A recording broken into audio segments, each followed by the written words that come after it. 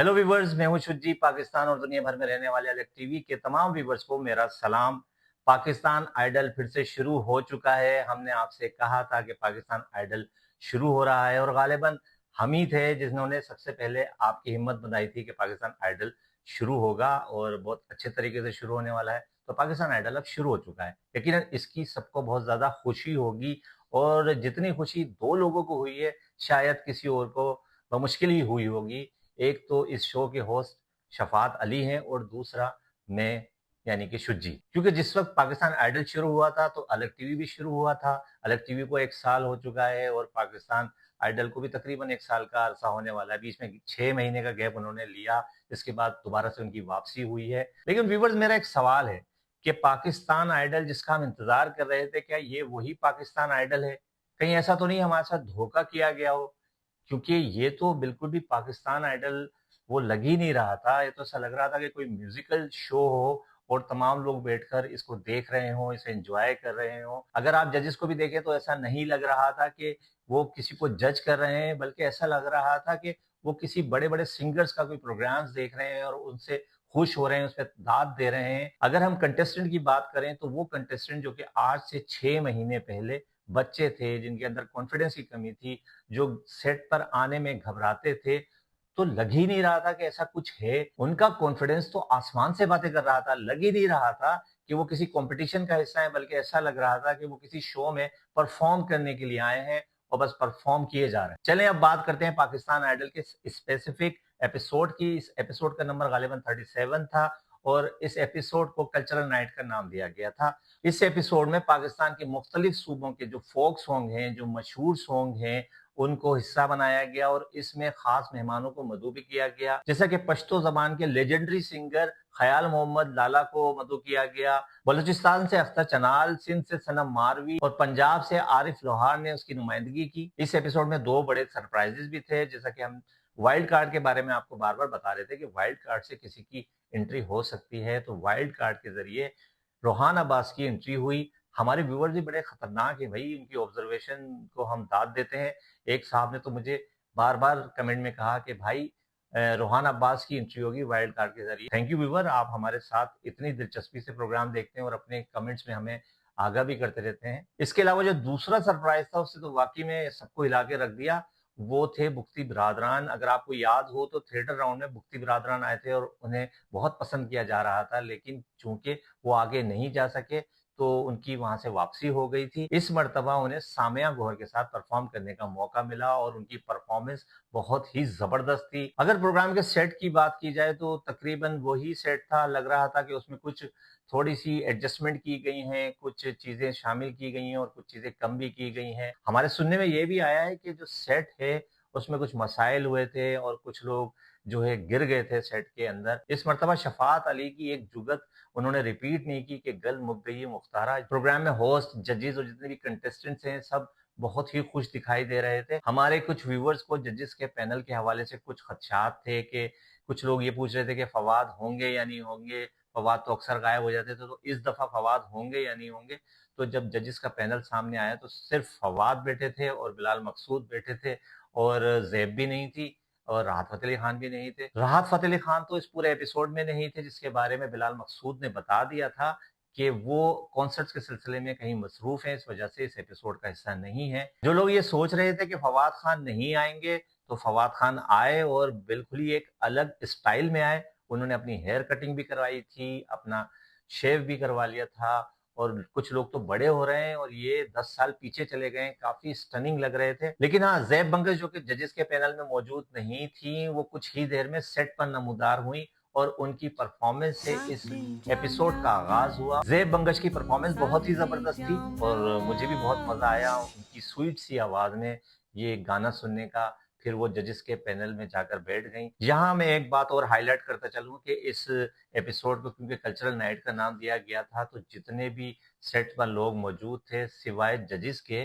तो उन सब ने जो ड्रेसेस पहने हुए थे वो मुख्तलिफ कल्चर के पहने हुए थे और ख़ास तौर पे हाउस बैंड के लोग थे, उनको देखकर तो मुझे बड़ा ही मज़ा आया था। कुछ लोग तो बहुत ही क्यूट लग रहे थे कि उन्होंने टोपियाँ लगाई हुई थी मुख्तलिफ इलाकाई और उन्होंने ड्रेसेस पहने हुए थे। खैर ज़ैब बंगश की परफ़ॉर्मेंस हुई, वो अपनी सीट पर जाके बैठीं। फिर ख़याल मोहम्मद लाला आए जो कि पश्तो ज़बान के बहुत बड़े सिंगर हैं। उनको सबने वेलकम किया। उसके बाद सनम मारवी आईं और उन्होंने अपनी परफ़ॉर्मेंस दी। उन्होंने सिंधी कल्चर का एक बहुत मशहूर गाना अल्ले गाया और वो सभी उस गाने में झूम रहे थे और बहुत मज़ा आ रहा था। इसके बाद परफ़ॉर्मेंस शुरू हुई हमारे सुपरस्टार्स की। सबसे पहले आर्यान नवीद और वक़ार हुसैन की। उन्होंने पश्तो ज़बान का गाना सलोर गाया और क्या मज़े का गाना गाया, दोनों की क्या केमिस्ट्री थी। लग ही नहीं रहा था कि भाई ये किसी प्रोग्राम के कंटेस्टेंट हैं, कोई कॉम्पिटिशन हो रहा है, बल्कि वो दोनों एन्जॉय कर रहे थे और उन्होंने जब गाना खत्म किया, तो सब जजेस ने खड़े होकर उनकी तारीफ की। इसके बाद आई माहम ताहिर और अख्तर चनाल के साथ उन्होंने गाना गाया दाने पे दाना। और अख्तर चनाल तो खैर बलूची ज़बान के बहुत अच्छे सिंगर हैं, लेकिन माहम ताहिर ने जिस खूबसूरती से उनके साथ साथ दिया है, तो मज़ा ही आ गया और पूरा सेट झूम रहा था और सबको बहुत ही मज़ा आ रहा था। मैं बार-बार ये कह रहा हूँ कि मुझे नहीं लग रहा था कि ये कॉम्पिटिशन हो रहा है कोई, बल्कि जो है ऐसा लग रहा था कि ये स्टार हैं और ये परफ़ॉर्मेंसेज़ दे-दे के जा रहे हैं एक के बाद एक। और फिर जब अख्तर चनाल साहब से भी पूछा गया कि माहम ताहिर ने कैसा गाया है, तो उन्होंने भी उसकी बहुत तारीफ़ की। इसके बाद जो जोड़ी थी वो तो बहुत ही खतरनाक बन गई भाई। रोहान अब्बास की वापसी और हिरा कैसर, दोनों ने पंजाबी ज़बान का सॉन्ग गाया। ये भी एक फ़ोक सॉन्ग था छल्ला, जो कि बहुत ही मशहूर सॉन्ग है और इन दोनों ने जिस तरह से गाया है, भई मैं तो कहता हूँ कि खतरनाक हो गई है हीरा कैसर।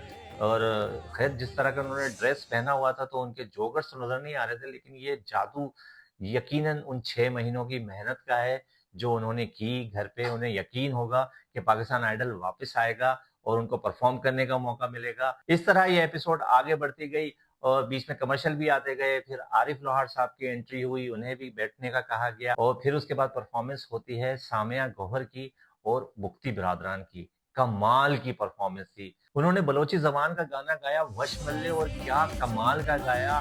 तमाम लोग सेट पर फिर से झूमने लगे।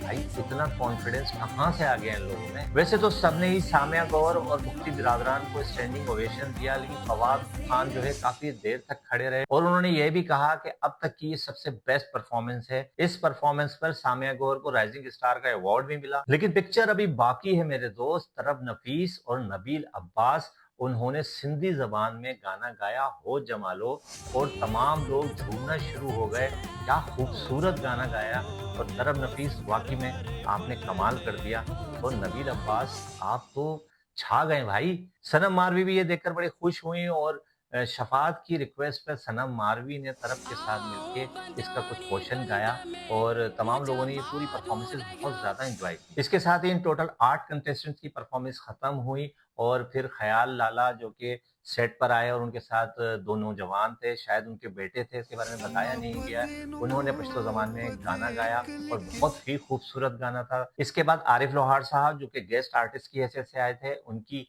परफ़ॉर्मेंस का टाइम आया और उन्होंने लोहार बॉयज़ के साथ परफ़ॉर्म किया और उन्होंने एक समा बाँध दिया। हर कोई भंगड़ा करने के लिए खड़ा हो गया।